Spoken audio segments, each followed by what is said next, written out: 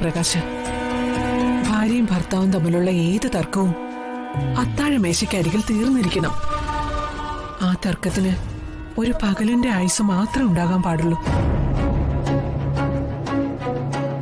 അല്ലമ്മേ, ഇന്നത്തെ ദിവസം ഇവര് രണ്ടുപേരും അധികം സംസാരിക്കാതിരിക്കുന്നതാ നല്ലതെന്നാ എനിക്ക് തോന്നുന്നത്. ഇത്തരം കാര്യങ്ങളിൽ ചന്ദ്രുവിന്റെ നിലപാടുകളായ എപ്പോഴും ശരി. എന്നുവെച്ച് മനോജ് മദ്യപിച്ച് വന്നത് നല്ല കാര്യമാണെന്ന് ഞാൻ പറയുന്നില്ല.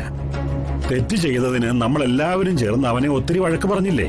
മതി, പിണക്കമൊക്കെ ഇവിടെ വെച്ച് അവസാനിപ്പിക്കാം.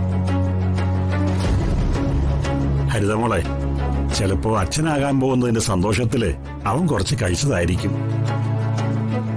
ഞാൻ കരുതി പ്രകാശിന് അത്താഴം കഴിക്കാൻ അവനെയും കൂട്ടി വരുമെന്ന്. ഞാൻ പോയി വിളിക്കാച്ചാ? വേണ്ട, ഹരിത പോയി വിളിക്കട്ടെ, അതാ അതിന്റെ ശരി.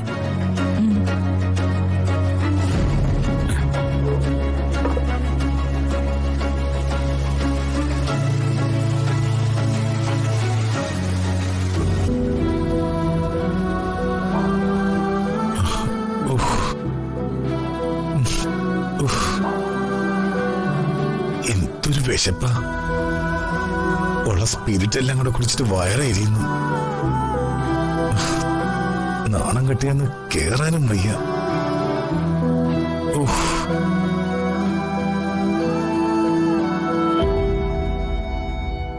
ജഗൻ എന്താ നമ്മളെ വൈകുന്നത്? അത് വിക്രമിന്റെ ബിസിനസ് ഒക്കെ ഇപ്പൊ നോക്കുന്നത് ജഗനല്ലേ, അതിന്റെ ജോലി കൂടുതലും ഉണ്ടാച്ചാ. അതാ ഇപ്പൊ എന്റെ മനസ്സിലൊരാദി. വിക്രം അത്ര സ്ട്രേറ്റ് ഫോർവേഡ് ആയിട്ടുള്ള ആളല്ല.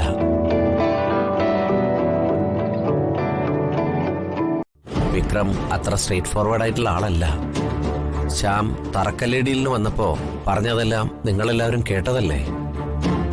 ജഗൻ അയാളോടൊപ്പം ബിസിനസ് ചെയ്യുന്നതില് എനിക്ക് വലിയ യോജിപ്പൊന്നുമില്ല.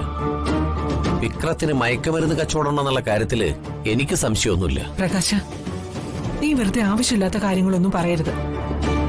പാവം വന്ദനെ വെറുതെ ടെൻഷൻ എടുപ്പിക്കാൻ. ജഗൻ ആവശ്യമില്ലാത്ത കാര്യങ്ങളിലൊന്നും ചെന്ന് ചാടിക്കൊടുക്കുന്ന ആളല്ല. അതുകൊണ്ട് വന്ദനെ അതോർത്ത് ടെൻഷനൊന്നും അടിക്കാൻ നിൽക്കണ്ട. വന്ദനയ്ക്ക് ഒരനുഭവം ഉള്ളതാ.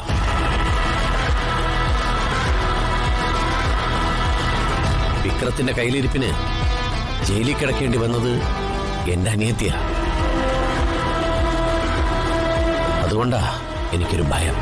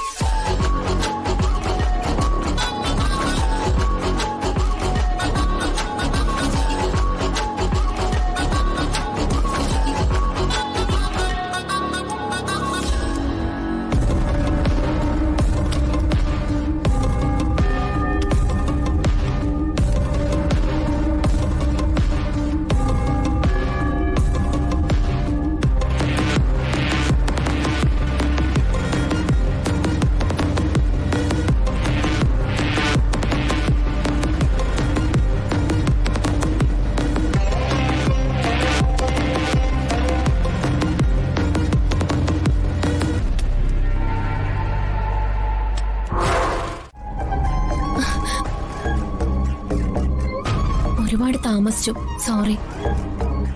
ഞാൻ ഉറങ്ങിപ്പോയി. എടോ, ഞാനതല്ല ചോദിച്ചത്. ഗുഡ് മോർണിംഗ് പറഞ്ഞാ തിരിച്ചൊരു ഗുഡ് മോർണിംഗ് പറയണ്ടേ? Sorry, good morning. അവിടെ ഒരു സോറി. ഞാൻ കുളിച്ചിട്ട് പോയി ചായ ഇട്ടുകൊണ്ട് വരാം. വർഷയ്ക്കുള്ള ചായ റെഡി.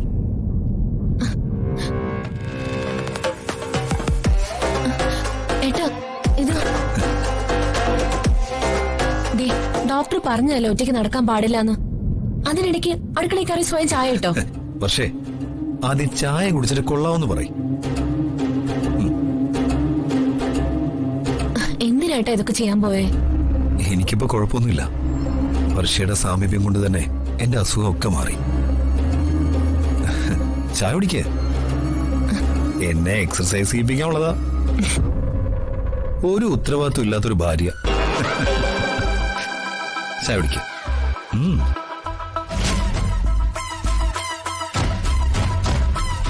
ചായ എങ്ങനെയുണ്ട്? സൂപ്പർ.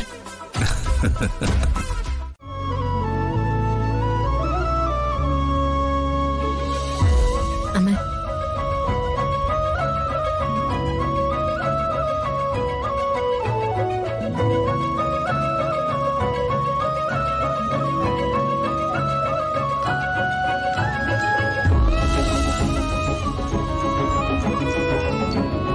മോളെ, നീയാ ഈ വീട്ടിലെ മൂത്ത മരുമകൾ.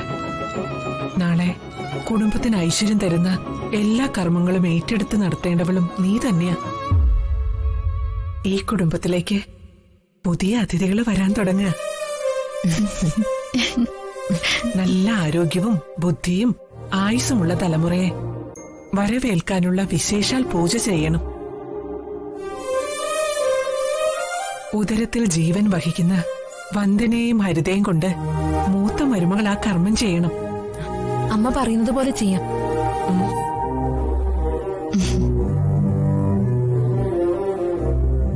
കുടുംബ ദൈവങ്ങളെ മനസ്സിൽ ധ്യാനിച്ച് ആദ്യം സുചിത്ര ദീപാരാധന ചെയ്യണം.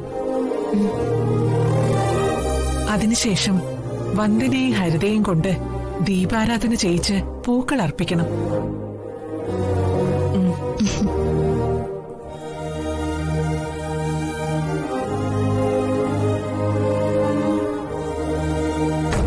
ഈ പെൺപടയെല്ലാം കൂടി ഒത്തുചേർന്ന് എന്റെ പദ്ധതികളെല്ലാം പൊളിച്ചടക്കും. നോക്കിക്കോ, എല്ലാം ശരിയാക്കി തരുന്നുണ്ട് ഞാൻ.